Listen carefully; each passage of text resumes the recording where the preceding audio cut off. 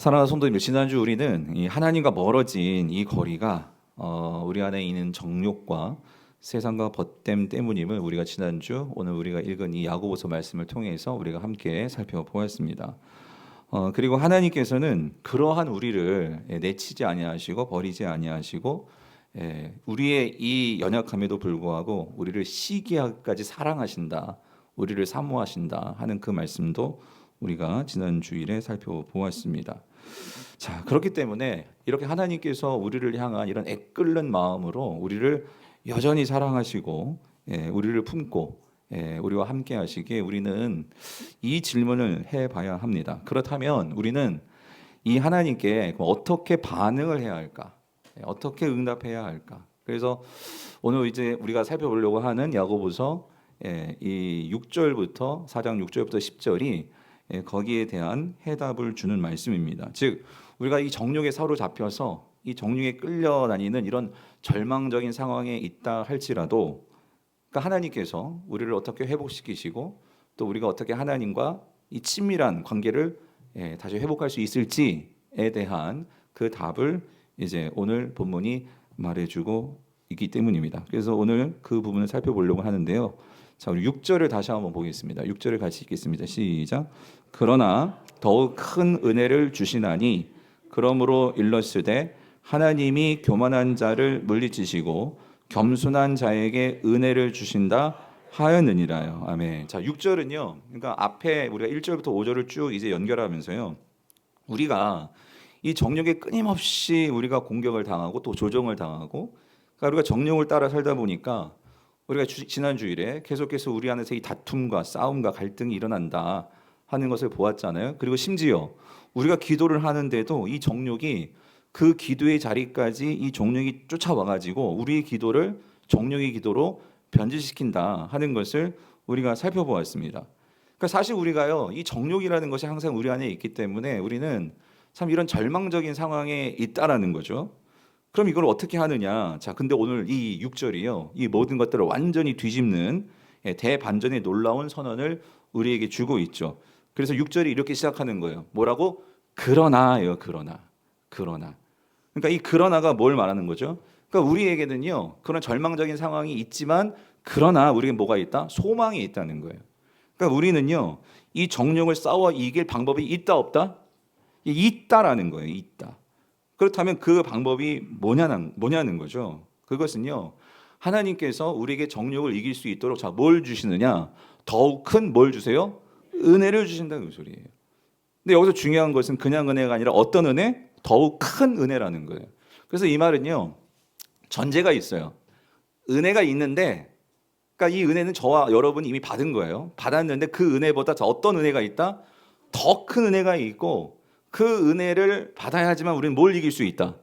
이 정욕, 욕심, 이걸 우리가 이길 수 있다 그 말입니다. 자, 그럼 먼저 그럼 우리가 받은 이미 받은 은혜가 뭐냐? 이걸 먼저 좀 생각해 보고 싶은데요. 이것은 지난 5절, 그러니까 지난주에 살펴봤던 이 5절이 말씀하는 거예요. 하나님이 저와 여러분들을 자, 뭐하기까지 사랑하시느냐? 뭐하기까지? 그러니까 시기하기까지 사랑하신다. 그러니까 이 말은 뭐냐면 이 시기라는 것은 사실은요, 긍정적인 의미를 보면 이거는 열심이거든요. 열정이거든요. 그러니까 하나님이 저와 여러분을요, 열정적으로 우리를 사랑하신다 그 소리예요. 그래서 사실 하나님은요, 저와 여러분들이 정욕에 사로잡혀서 그렇게 정욕을 쫓아 살지라도 하나님은요, 우리를 버리지 않으신다 그 소리예요. 우리를 버리지 아니하시고 하나님과 우리의 관계를 깨지 아니하시고 하나님은요, 언제나 그 자리에서 오래 참으심과 기다림 속에서 우리를 용서하시고 변함없이 사랑하시는 분이 누구시냐? 그분이 바로 하나님이시라는 거예요. 그런 하나님께서 우리에게 사랑을 주시는데, 자비를 주시는데, 그래서 구약은 이러한 하나님의 사랑, 하나님의 은혜를 뭐라고 하냐면 이걸 헤세드라고 하죠. 여러분 들어보셨죠? 그러니까 헤세드가 뭐냐면 인간으로서는 도저히 납득되지 않는 사랑이에요. 그러니까 무조건적인 사랑, 다함 없는 사랑. 그러니까 인간의 이성으로는 이해가 되지 않는 사랑. 그러니까 그런 사랑으로 하나님은 그렇게 정욕에 사로잡혀가지고 나만 알고 있고 이기적인 욕심을 가지고 살아가는 하나님의 백성인데도 그들을 끝까지 쫓아오셔서 사랑하시고 그들을 하나님께서 안아주신다는 거죠. 그래서 여러분 이러한 헤세드 사랑을 잘 보여주는 구약의 말씀이 뭐냐면 호세아서죠, 호세아서. 예. 그래서 사실 하나님께서 이 이스라엘 백성들을 헤세드 사랑으로 그렇게 하나님께서 다가오시는데도 이스라엘 백성들은 그걸 깨닫지를 못하는 거예요. 예. 그랬을 때 하나님께서 이 호세아의 실제적인 그의 삶을 통해서 이 상징적인 어떤 그런 행동을 통해서 하나님의 헤세드의 사랑이 뭔지를 보여주시죠. 그래서 어떻게 하시죠? 하나님께서 호세아에게 명령하시잖아요. 너 가가지고 네 아내를 삼는데 누구를 삼으래요? 아주 참하고 정숙하고 이런 여인이 아니라 어떤 여인? 음란한 여인이요. 말이 음란한지 성경에는 창녀입니다. 창녀. 그러니까 이미 많은 남자들과 그런 관계를 맺고 한 그 여인을 찾아가서 네 아내로 삼으라는 거예요. 그런데 호세아가 어떻게 해요? 하나님의 그 명령을 받고 순종해서 그 고멜을 아내로 삼았잖아요. 자, 그랬으면 고멜의 입장에서 어떻게 해요? 어떻게 해야 돼요? 정말 감사하게 생각하고, 호세아는 총각이잖아요. 정말 그렇게 자기를 사랑해주고 이전의 과거를 잊어주고 아내로 맞아줬으면 감사해서 그렇게 살아가야 되는데, 이 고멜이 결혼하고 집에 들어와 있어가지고 어떻게 되었죠? 그 옛날 버릇 못 버리고 또다시 또 다른 남자 만나겠다고 애 놓고 또 집 밖으로 나와가지고 또다시 남자들과 만나서 간음을 하고 그렇게 살아버린 거예요. 근데 하나님께서 뭘 하세요? 호세아 보고 그 아내 어떻게 하래요? 그냥 내 버리래요? 아니요, 다시 찾아가라는 거예요. 찾아가지고 그 가늠한 여인 이 고멜을 다시 아내로 데리고 오라는 거예요. 그랬는데 참 호세아도 대단하죠. 그 하나님의 명령을 따라 이 고멜이 그 많은 남자들에게 또 버림받고 노예 시장에 팔려가는데 이 호세아가 찾아가잖아요. 찾아가가지고 고멜을 만났어요. 어떻게 했죠? 데리고 왔어요? 안 데리고 왔어요? 데리고 오는 거예요. 사실 여러분, 이 고대 사회에서요, 만약에 그런 여인 찾아갔으면요, 대부분의 사람들은 뭐 하려고 찾아갔을까요? 잡아가지고 돌로 쳐 죽이려고. 그게 고대 사회 법이었거든요. 근데 하나님은 이 호세아를 통해서 찾아가게 하셔서 그 여인을 다시 집으로 데리고 와서 아내로 삼으라는 거예요. 성도님들, 이게 이해가 되냐 말이에요. 호세아도 그렇지만 하나님은 이러한 호세아의 행동을 통해서 뭘 보여주시는 거예요? 하나님이 뭐예요? 어떤 사랑? 헤세드의 사랑. 이스라엘 백성들이 그렇게 우상 숭배하고 정욕에 빠져가지고 그렇게 하나님 버리고 살아갈지라도 하나님은 항상 그 이스라엘을 시기하기까지 열심으로 그들을 포기하지 아니하시고 그들을 기다리시며 그들을 다시 맞아주시는 그 하나님의 사랑. 그러니까 이 사랑이 구원의 사랑이고, 이 사랑이 사실 오늘 저와 여러분들이 받은 하나님의 뭐예요? 헤세드의 사랑이라는 거예요. 아멘이십니까? 자, 근데 여러분, 이 호세아 입장에서 다시 한번 좀 생각해 볼 필요가 있는데요. 정말 중요한 것은 뭐냐면 이 호세아가 여러분 참 대단하지 않습니까? 아니, 선지자라고 하지만 인간적으로요, 하나님께서 그런 고멜을 아내로 삼고 또 바람난 그 아내를 다시 아내로 삼는다? 근데 호세아는 그 하나님 말씀에 그 순종해서 정말 그 아내를 데리고 온다? 여러분, 이게 쉽겠습니까? 아니, 호세아도 남자고요. 호세아도 어떻게 보면 자신 안에 정욕이 있을 수도 있고 자기 아내도 정말 좋은 아내 만나서 결혼하고 싶은 그런 마음이 왜 없겠냐고요. 근데 아니, 호세아가 어떻게 그 바람나침 나간, 자기 좋다고 나간 그 아내를 버리지 않고 그 바람난 아내를 다시 데리고 와서 아내로 삼을 수 있는 그 호세아의 마음은 뭐냐는 거죠. 여러분, 뭘까요? 어떻게 호세아가 그렇게 할 수 있었을까요? 저는 그게 참 마음에 궁금하더라고요. 자, 근데 여러분, 제가 오늘 야고보서의 말씀을 보면서 깨달은 게 뭐냐면 그거예요. 오늘 호세아가 그 하나님의 말씀에 복종할 수 있었던 것은요, 그는 그의 힘과 그의 어떤 정욕으로는요 도저히 어떤 누구도 그걸 할 수 없을 거예요. 근데 호세아에게는 뭐가 있는 거냐? 뭐가 있었을까요? 더 큰 은혜가 그에게 있었다, 그 소리예요.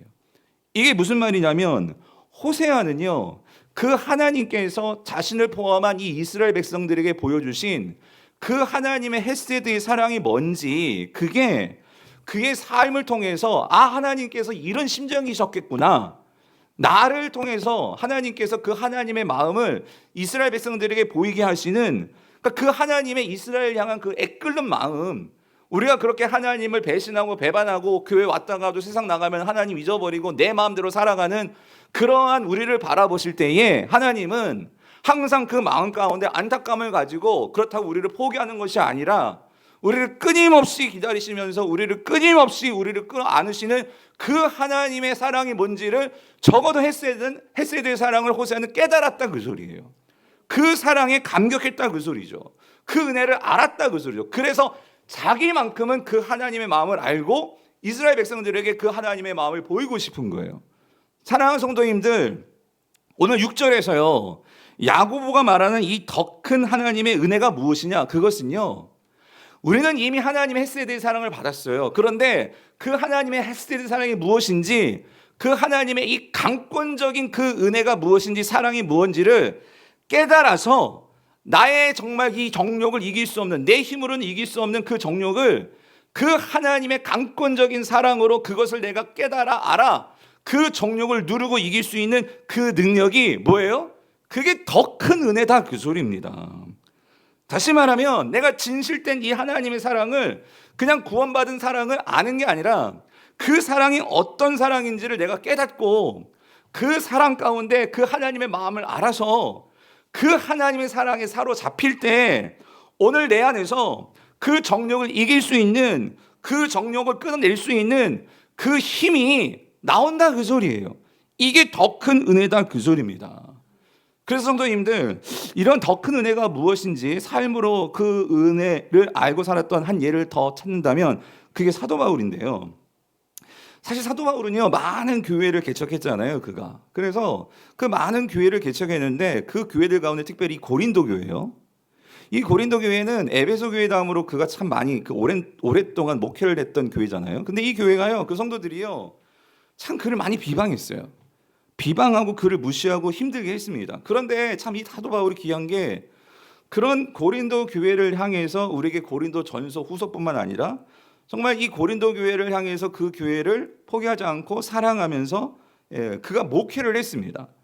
그런데 어떻게 그를 그렇게 비방하고 그렇게 조롱하는 성도들이 있는데도 어떻게 이 사도 바울이 그 교회를 끝까지 사랑하면서 목회할 수 있을까? 그거는요, 저도 목회자이기 때문에 이 고린도 전서 후서를 정말 읽으면서요 발견한 건 그거예요.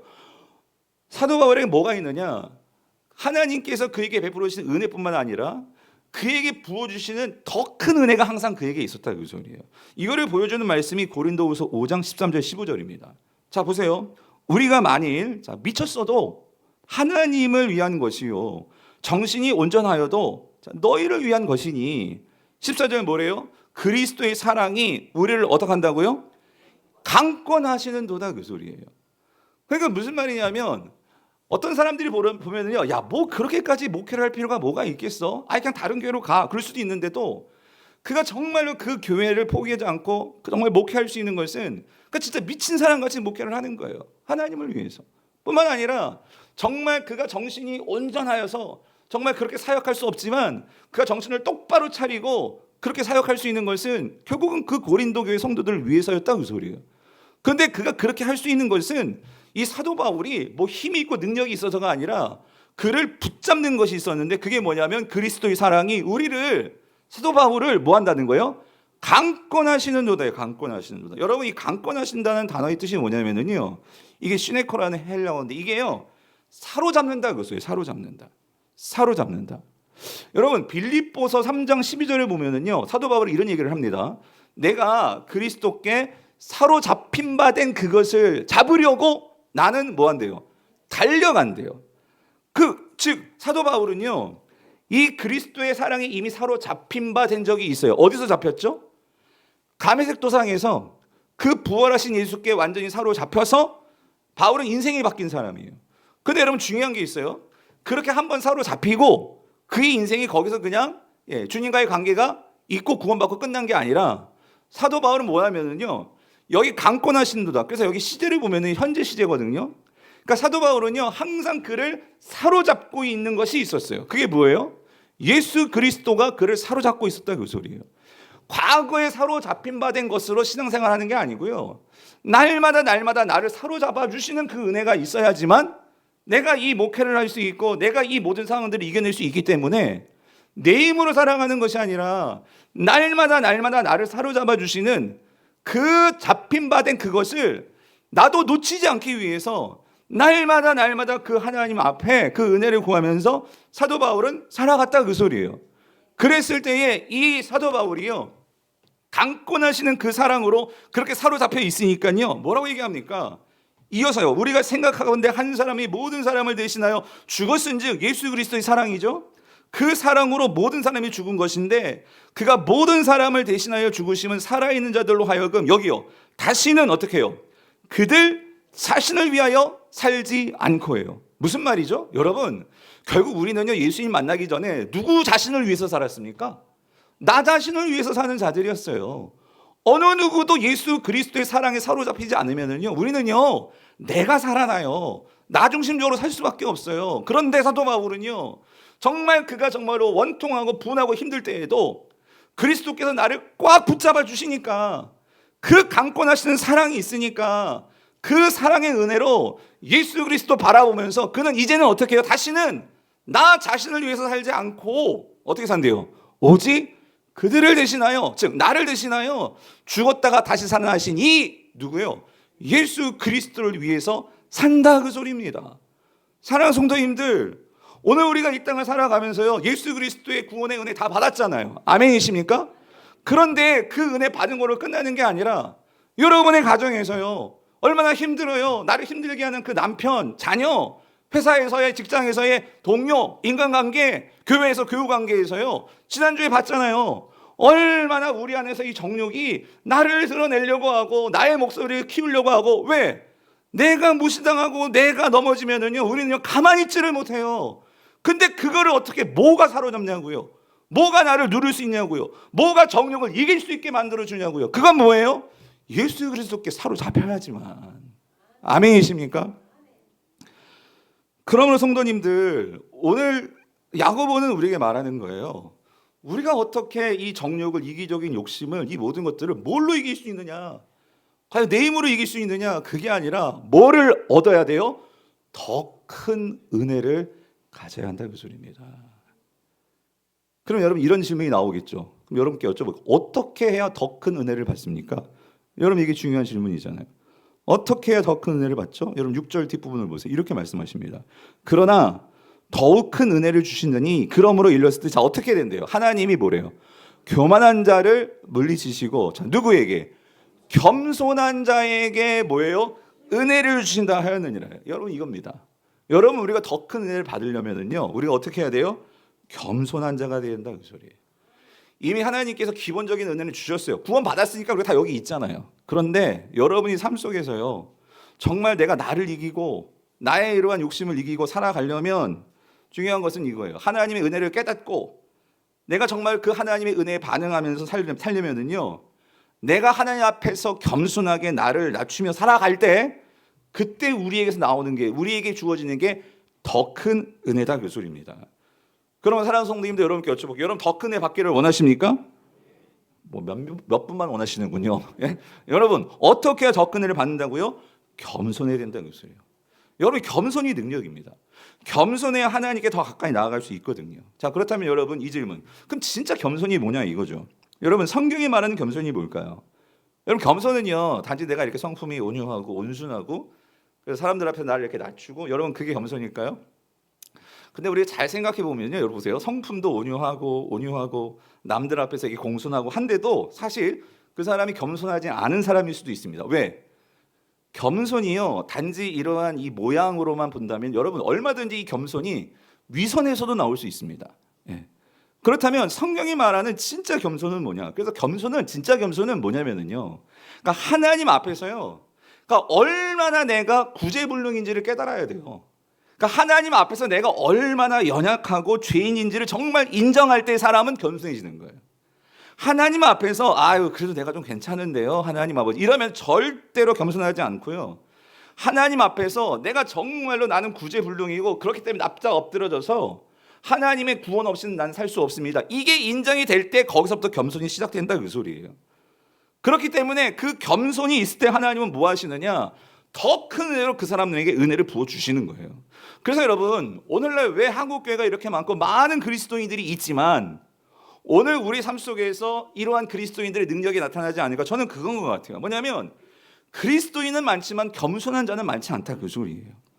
하나님을 믿는다고 그리스도인이 되었지만 여전히 우리가 결정적인 순간에는요, 내 고집과 내 판단과 내 생각과 내 경험과 내 습관이 나와요.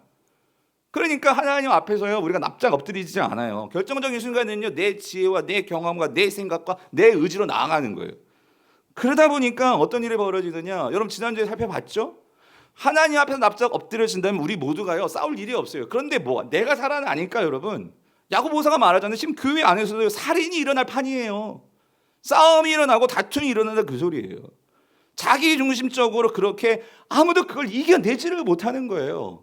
그러니까 이런 갈등이 생긴다는 거죠. 그래서 여러분, 뭐가 우리의 정욕과 나의 이기적인 욕심과 자기 중심주의를 이길 수 있느냐? 그게 바로 뭐다? 겸손이다 그죠? 겸손이다. 그래서 여러분 7절을 보시면 이걸 말해줘요. 7절 같이 읽어볼게요. 시작. 그런즉 너희는 하나님께 뭐예요? 복종할지어다. 마귀를 대적하라. 그리하면 너희를 피하리라. 여기서 너희는 하나님께 복종할지어다 이 말은요, 아까 말씀드렸죠? 겸손 하나님 앞에 납작 엎드려지는 거예요. 내가 구주불능이고 내가 연약한 것을 알기 때문에 하나님을 의지할 수밖에 없어요. 그러니까 여기서 하나님께 복종할지어다 그 소리는 너희가 겸손해야 된다 그 소리예요. 그런데 왜 하나님과 겸손해야 되느냐? 여러분 여기서 한 가지 중요한 게 있습니다. 야고보가 겸손과 뭘 연결하면은요, 이 겸손이 뭐를 대적하고 뭐를 이길 수 있느냐? 뭘 이길 수 있대요? 마귀를 이길 수 있다 그 소리예요. 그러니까 여러분 마귀를 어떻게 이길까요? 우리가 솔직히 여러분 마귀가 눈에 보이지도 않고 이 마귀를 우리가 어떻게 이깁니까? 막 마귀에게 막 그냥 멱살을 잡고 뭐 패대기 칠 수도 없는 거고. 아니 여러분 살면서 우리가요 우리를 시험하고 우리를 공격하는 이 마귀를 뭐로 이기냐 그 소리예요. 근데 성경은 야고보는 말하는 거예요. 뭐냐면 우리가 마귀를 이길 수 있는 거는요 무슨 몽둥이가 때려 잡는 게 아니고요. 우리가 어떻게 하면 마귀를 이길 수 있을까요? 하나님 앞에서 뭐 하는 거예요? 겸손한 거예요. 겸손한 거예요. 하나님 앞에서 그분의 권위와 그분의 그 능력과 하나님의 주권을 인정해서 자신을 내려놓고 겸손함으로 나아가는 것이 곧 누구를 대적하는 거예요? 마귀를 대적하는 것이고, 하나님 앞에서 그 겸손한 자는 마귀가 알아서요 어떻게 한대요? 그리하면 너희를 뭐 한다? 피하리라 그 소리예요. 마귀가 도망친다 그 소리예요. 겸손한 자에 대해서는요 마귀가 공격하지 못하고 도망친다라는 말씀입니다. 근데 이걸 반대로 생각해 보면은요 이런 거예요. 내가 그리스도인데도 불구하고 아직까지도 하나님 앞에서요 나 자신이 살아 있어. 그래가지고 하나님의 뜻을 무시하고, 그래가지고 하나님의 주권과 권위도 인정하지 않고 결국 스스로 나를 높이는 것에 너무나 즐거워해. 나를 드러내야 돼. 내가 살아야 돼. 내가 인정받아야 돼. 여러분 그게 교만이거든요. 그런데 그 교만하면은요 누가 좋아하냐? 그러니까 교만한 자를 누가 정말 잘 아느냐? 누가 할까요? 마귀가 잘한다 그 소리예요. 그래서 마치 이런 거예요. 죄송합니다. 여러분 똥파리는요 똥이 있으면 똥파리가 달려붙잖아요. 내가 교만하면은요 누가 달려붙냐면은요 누가 달려붙어요?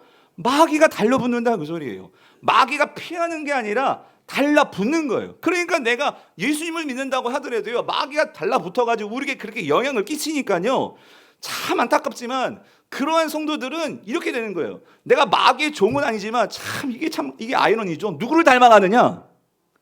교만한 자는 누구를 닮아갈까요? 마귀를 닮아간다 그 소리예요, 여러분. 예? 그렇기 때문에 여러분 성경은요 우리가 이 마귀를 대적한다는 게 어떻게 대적하느냐, 대적한다는 건 굳게 그에게 맞설 수 있는 거거든요. 우리가 마귀를 맞설 수 있는 것은요 한 가지다 그 소리예요. 야고보는 말해요. 겸손해야 된다 그 소리예요. 겸손해야 된다. 여러분 이 예를 잘 보여주신 분이 우리 예수님이십니다. 여러분 예수님이요 여러분 잘 아시잖아요. 예수님께도 마귀가 달라붙은 적이 있었어요. 예수님이 광야에서 이제 공생의 초기에 그 40일 금식 기도를 하시고 이제 있는데 마귀가 달려붙었잖아요. 왔잖아요. 와가지고 마귀가 시험을 합니다. 예수님을. 그죠? 3가지 시험을 했어요. 근데 여러분 그거 아세요? 예수님이 마귀에게 이 시험을 당하시는데 예수님이 받으신 그 3가지 시험의 공통점이 뭘까요? 뭔 거 같으세요? 그거는요 이거예요. 마귀는요 예수님을 교만하게 만들려고 한 거예요. 자 보세요. 여러분 첫 번째 시험이 뭐였냐면, 첫 번째 시험은요 그러니까 돌덩어리를 뭐로 만들래요? 떡덩이로 만들래. 이게 뭐냐면은 그러니까 결국 우리 안에 있는 어떤 인간적인 그런 욕망, 욕심 이런 거 있잖아요. 그러니까 그거를 네가 그렇게 한번 나타내봐. 그거예요. 육체적인 욕망을 부추기는 시험이었어요. 두 번째는 뭐였냐면요 성전 꼭대기로 마귀가 데리고 가서 여기서 뛰어내려 보래요. 그러니까 이건 무슨 시험이에요? 그러니까 네가 가지고 있는 그 하나님의 능력을 과시해 보라는 거예요. 과시해 봐라. 세 번째는 뭐냐면은요 뭐였죠? 세계 만국을 보여주면서 네가 나한테 절하면 내가 이 모든 권력 다 줄게. 그러니까 이건 뭐냐면은요, 누구나 인간이 원하는 이 권력에 대한 욕구. 왜? 권력을 가지면은요, 나 가만히 있어 내 말로 모든 것을 다 조종할 수 있어. 모든 사람들이 내 말을 들어. 이거 얼마나 큰 욕구입니까?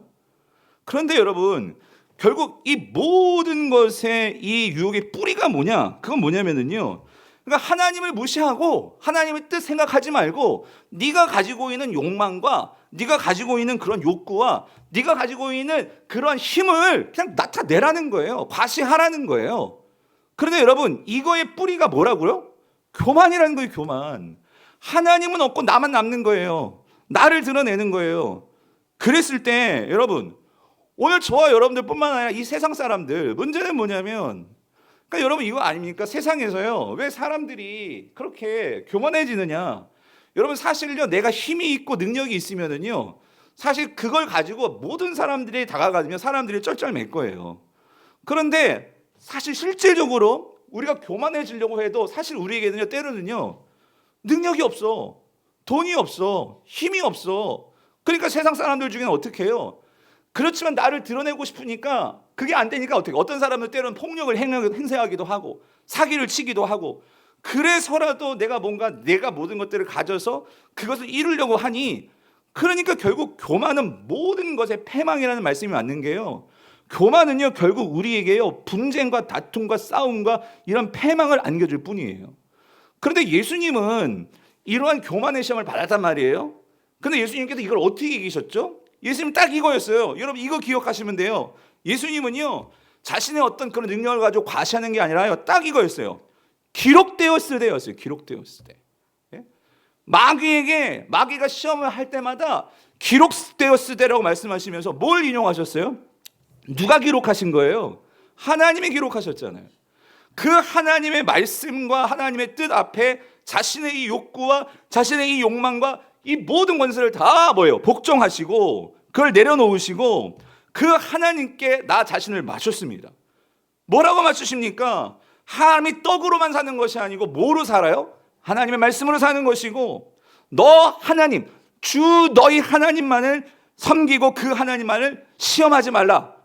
이 마귀에게 말했을 때 중요한 건 이거죠.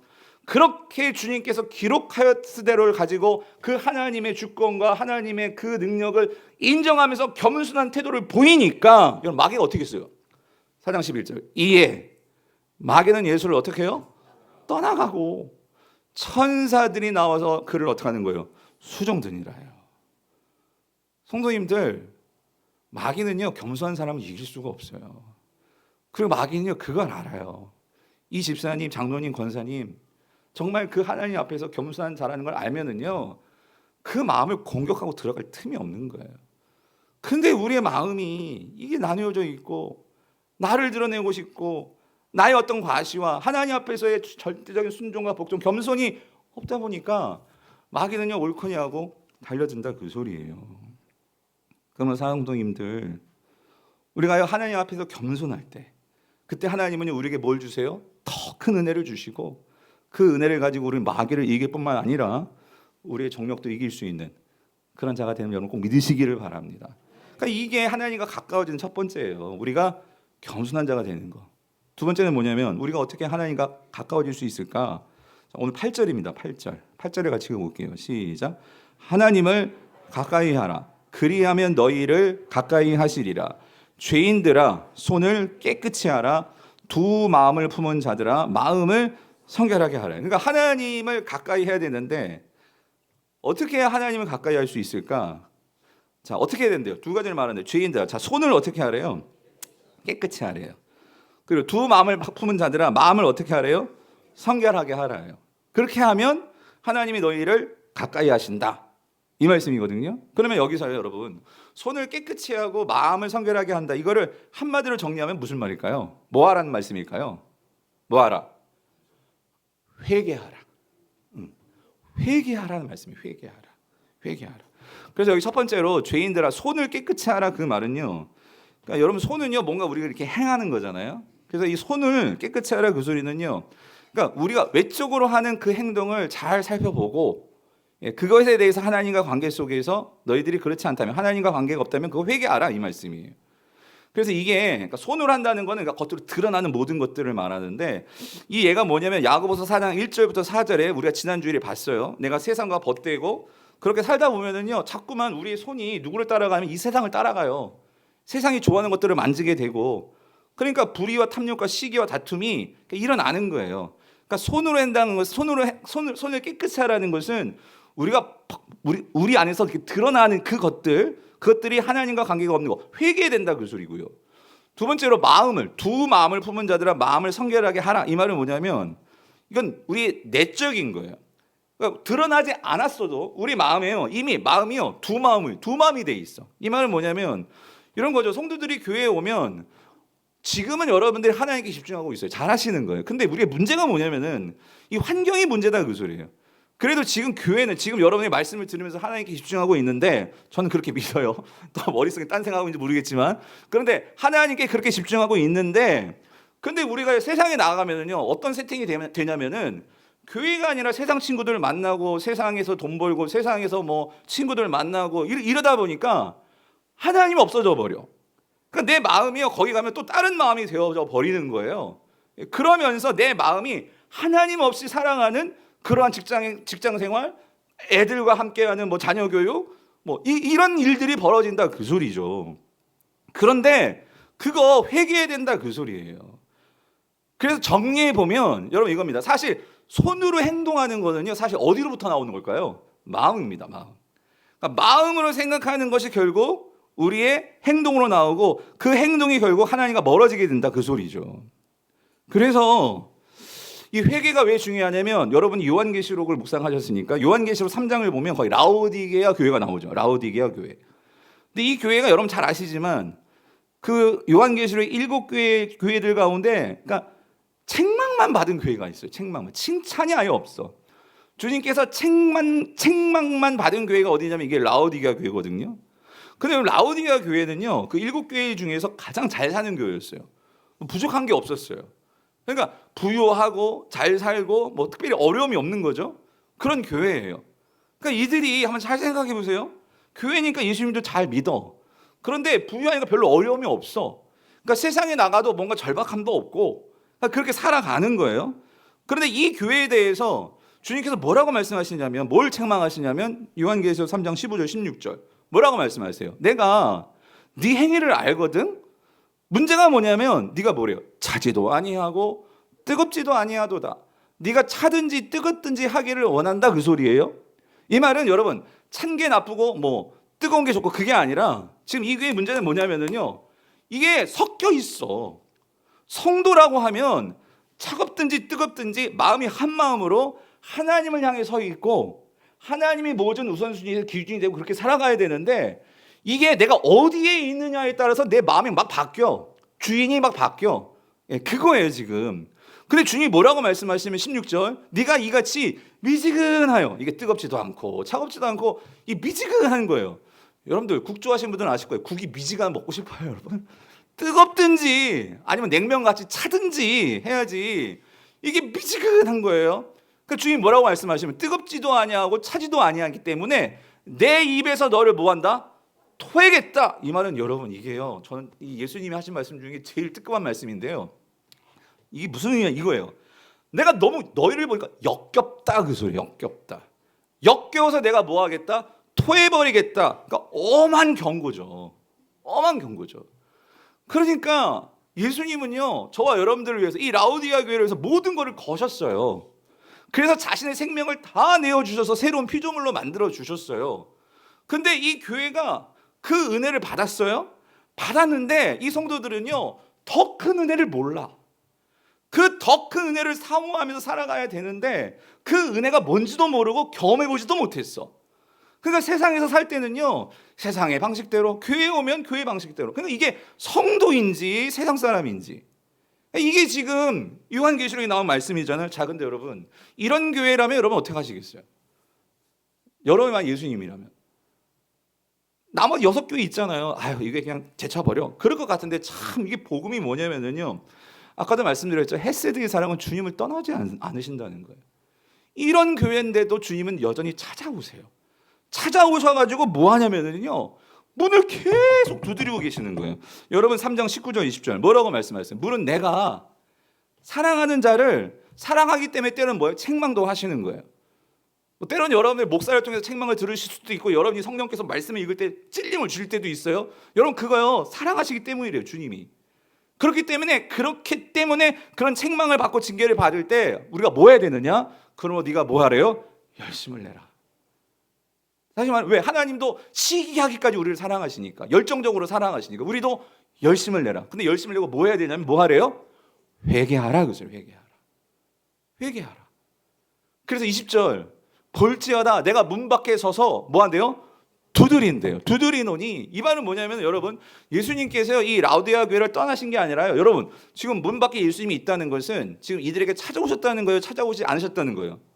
찾아오신 거예요. 오늘 이 시간에도 주님은요 여러분이 여기 오셨잖아요. 이걸 주님의 입장에서 보면은요 여러분의 마음을 두드리고 계시는 거예요. 근데 왜 문을 두드리느냐? 그냥 주님이 찾아오셨다는 것은 구원 받았다는 거예요. 근데 우리 주님은요 거기서 머물기를 원치 않으세요.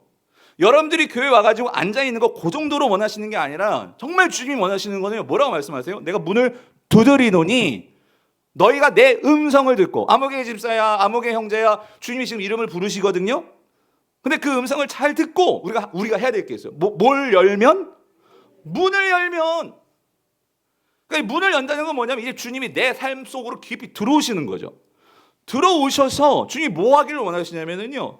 그러니까 우리 삶 속에 들어와서 뭐 하시겠대요? 그와 더불어 뭐예요? 먹고. 여러분 유대인들에게 있어서 먹는다는 거는요 아무나 먹지 않거든요. 그러니까 삶을 완전히 오픈하는 거예요. 그러니까 주님이 들어오셔서 여러분의 삶 속에서 여러분들과 함께 교제하며 우리와 함께 교제하며 그렇게 관계를 맺기 원하시는 거예요. 가까워지기를 원하시는 거예요. 그렇기 때문에 우리가 어떻게 되느냐? 마음문을 여는 거예요. 아 주님이 얼마나 내가 뭐길래 이렇게 오늘 이 주일에 나를 위해서 문을 두드리시면서 아무개야 내가 너한테 들어가고 싶어. 아니 내가 뭐길래 그렇게 주님의 애를 쓰시냐고요. 그거를 깨달아 아는 자들이 뭘 여는 거예요? 마음을 여는 거예요. 그렇게 마음을 여는 행위가 뭐냐? 여러분 그게 회개입니다. 회개. 여러분 회개는 다른 게 아니고요. 오늘 우리가요 주님이 말씀하시는 회개는 이거예요. 하나님이 이미 여러분을 사랑하셨어요. 이거 얼마나 많이 들었어요? 그런데 그 사랑이 헤세드의 사랑이 어떤 사랑인지를 이렇게 끊임없이 나의 삶 속에 들어오셔서 문을 두드리시면서 여러분 아무리 생각해봐도요 우리에게 가장 큰 은혜가 뭔지 아세요? 그거는 주님이 우리를 찾아오신다 그 소리예요. 우리를 떠나가지 아니하시고 여러분 가만히 있는데도 주님은 항상 우리에게 찾아오신다 그 소리예요. 찾아오셔서 우리와 함께하기를 원하신다 그 소리예요. 그 마음을 알아서 내가 마음을 열고 내가 이 마음 저 마음 세상으로만 마음이 나뉘어져 있었어. 두 마음이 있었어. 근데 그 주님을 알았기 때문에 이제 그 모든 마음들을 다 정리하고 한 마음으로 주님께 향하는 거. 여러분 이게 회개입니다. 그렇게 회개를 통해서 하나님과 함께 주님과 함께 더불어 먹고 교제하는 삶을 살게 되는 거. 그럴 때 하나님은 우리에게 뭘 주세요? 끊임없이 더 큰 은혜를 주셔서 여러분들이 삶 속에서 여러분들이 지금 병에 걸렸든지 망했든지 여러분이 어떤 상황이든지 그 상황 속에서 견딜 수 있도록 히브리서로 말씀을 가지고 생각하면 때를 따라 돕는 은혜를 주시기 위해서 때를 따라 돕는 은혜 어떤 때에 있든지 여러분이 무너지지 않고 설 수 있도록 주님 우리에게 뭘 주시기를 원하시느냐? 더 큰 은혜를 주시기를 원하신다 그 소리입니다. 그래서 여러분 이 더 큰 은혜를 얻으려면 우리에게 회개가 필요하다 그 소리예요. 그래서 여러분 예수님도요 이 회개와 관련된 예를 잘 들으셨는데 누가복음 15장에 보면 돌아온 탕자 비유 아시잖아요. 둘째 아들. 아니 이 아들이 갑자기 아버지 살아계신데 자기 유산을 좀 달래요. 그래가지고 그 유산 가지고 어떻게 했어요? 세상에 나가가지고 그러니까 내가 한번 잘 살아보겠다는 거예요. 근데 여러분 이거 잘 보세요. 이 아들의 마음을 보세요. 돈은 타내려고 아버지께 한 마음이 여기 있어. 그런데 이미 그 마음은 또 어디로 가 있어요? 세상으로 가 있는 거예요.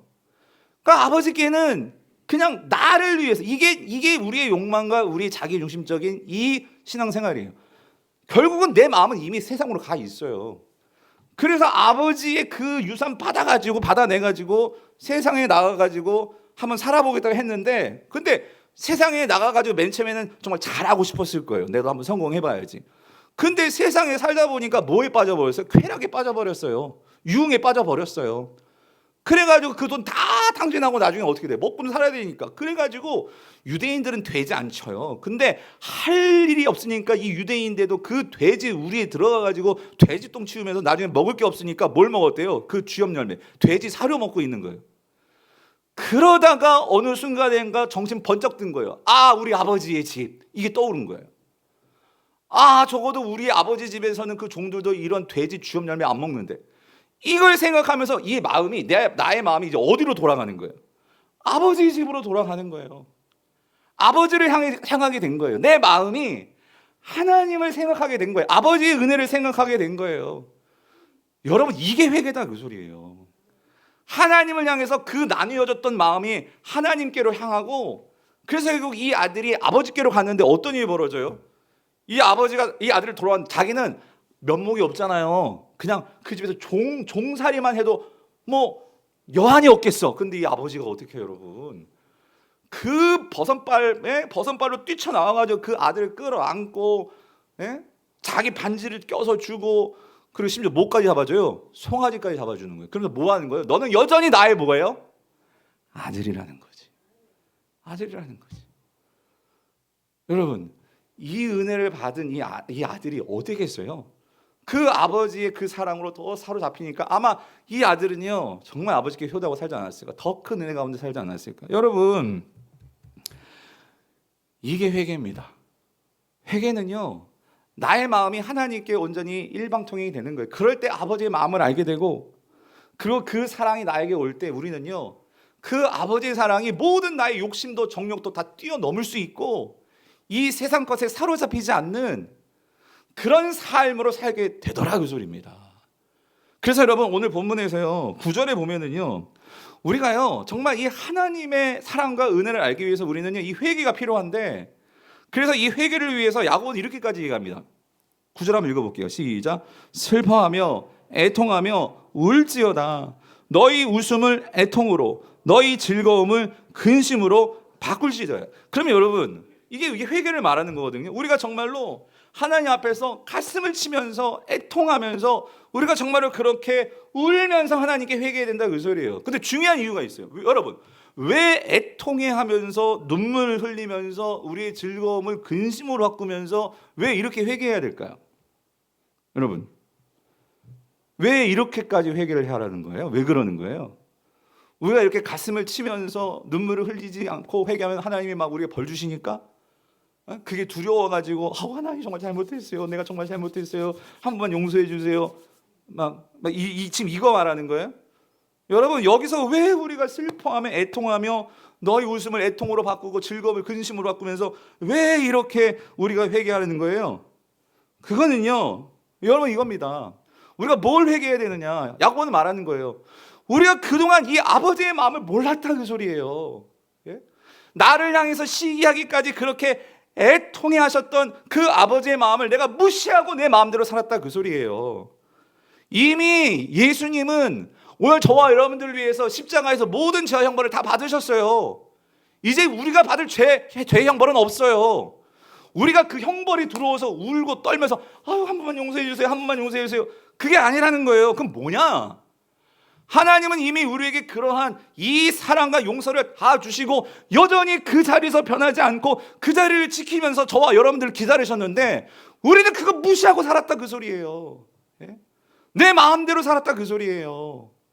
하나님께서 우리를 구원하시고자 이렇게 하나님은 우리에게 다가오시는데도 우리는 나 바쁘다고, 빠네 바빠요, 나 지금 바빠요, 나 성경 볼 시간도 없고 기도할 시간도 없고, 내가 진짜 얼마나 세상에 힘든데 나 바빠요 하면서 우리는 뭐예요? 그 하나님 우리에게 다가오셔서, 보셨잖아요, 라우디아 교회 뭐 하세요? 문을 두드리고 있는데 거실에서 TV 보고 있어요. 내가 좋아하는 넷플릭스 보고 있고 정말 세상에서 돈 세고 있고 정신 나갔어요. 정신이 나가서 주님이 오셔가지고 지금 계속 난 너와 함께 하고 싶다 말씀하시는데도 우리는 나에게 집중하고 있으니까 그 소리 다 잊어버리고 우리는 그렇게 살더라는 거예요.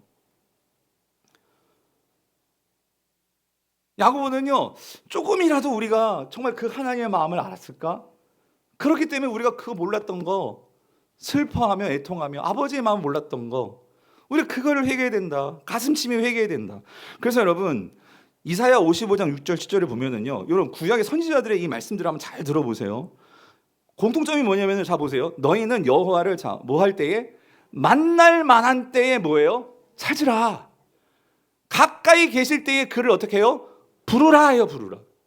여러분 오늘 주님께서 우리에게 건강한 다리 주시고, 우리가 정말로 이렇게 여기 나와서 때로는 춥기도 하지만 이렇게 시원한 곳에서 예배 드릴 수 있고 마음껏 찬양할 수 있고, 여러분 이거 얼마나 큰 은혜인지 여러분 아시잖아요. 여러분 정말 많이 기도해 주셔야 되는 게, 홍석진 형제 있잖아요. 여러분 내가요 병원에 들어놓으면은요 주님 앞에 나와서 예배하고 싶어도요 예배할 수 없어요. 이 형제가 지금 항암을 하다 보니까 부작용이 뭐냐면 지금 눈이 잘 안 보이는데, 눈이. 그래가지고 말씀을 읽으려도 뭐 보여야 말씀이 이게 읽잖아요. 그래가지고 석진 집사님 그러면 요즘 듣는 말씀, 이 드라마 바이블도 그렇고, 그러니까 오히려 내 눈을 다 감고, 예전에는 너무나 볼 게 많으니까 하나님 말씀에 집중할 수 없었는데 들으시라고. 하나님 말씀 오히려 이럴 때 힘들 때 시편 말씀을 많이 들으시라고. 그리고 설교 말씀을 그냥 들으시라고 그랬더니 알겠습니다 목사님 해서 듣고 있더라고. 듣고 있는데 여러분 우리가 지금 이사야가 말하는 거예요.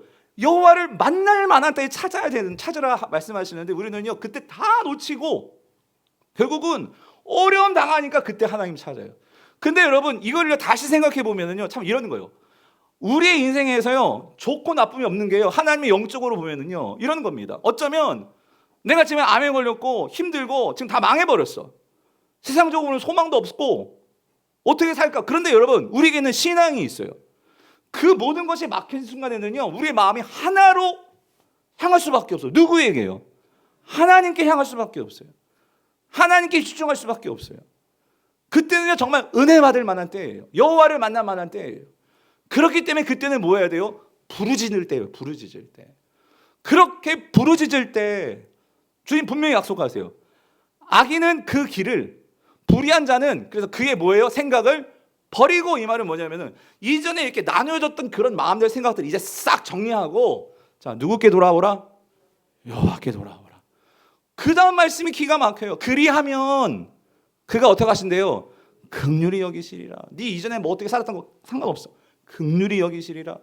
우리 하나님께로 돌아오라. 그가 너그럽게 어떻게 하신다고요? 용서해 주신다.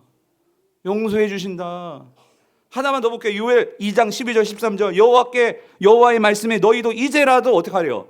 금식하고 울며 애통하고 마음을 다. 이 말은 뭐냐면요 우리가 그동안 하나님만 몰랐다 그 소리. 여러분 금식이 밥 굶어 가지고 내가 하나님 나 이렇게 막 버팅기면서 안 해주시면 나 복 안 주시면 나 정말 금식, 이게 아니고요.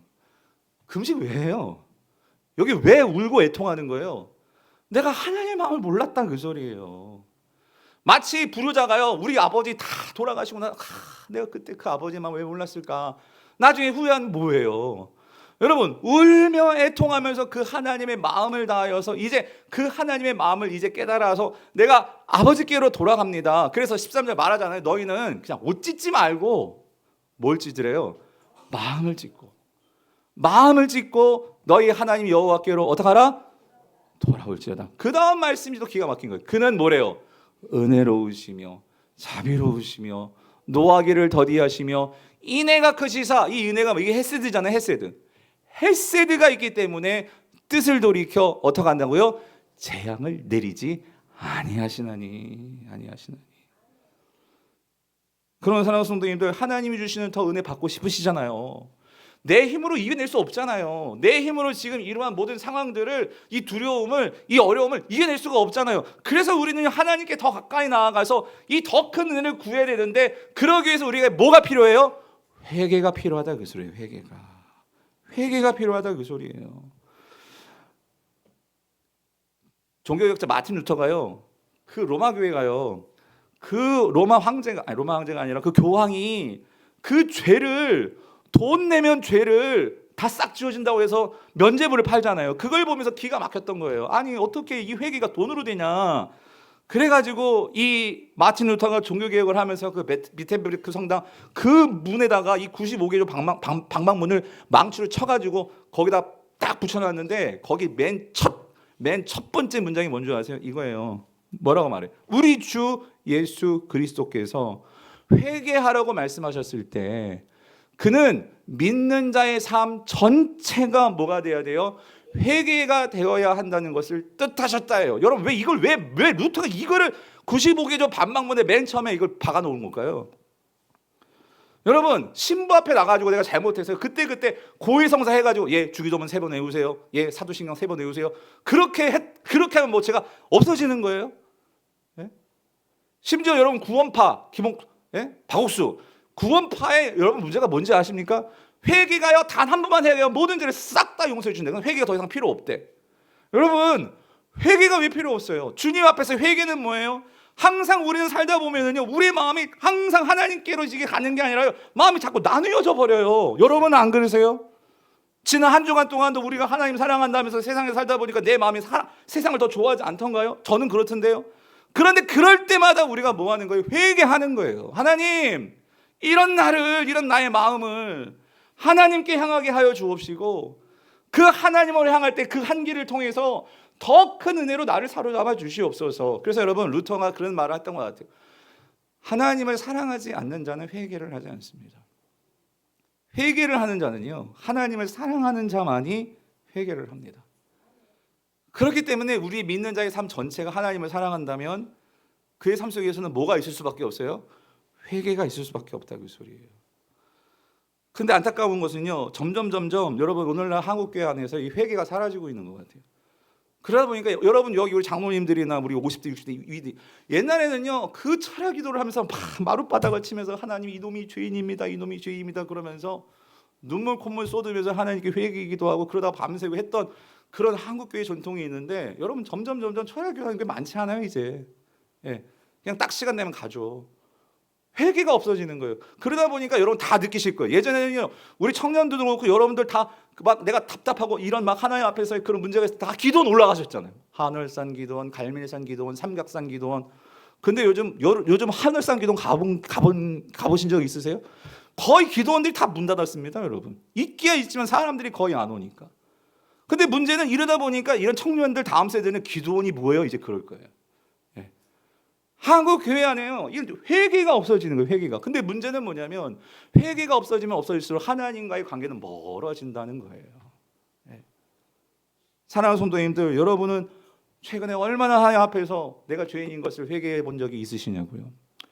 마틴 로이드 존스 목사님 회개라는 책에서 이렇게 강하게 선포하셨어요. 회개하지 않은 사람이 그리스도인이 된 적은 없습니다. 당신의 삶의 회개의 특징이 나타나지 않는다면 그리스도인이라는 이름표를 떼어버리는 것이 낫습니다.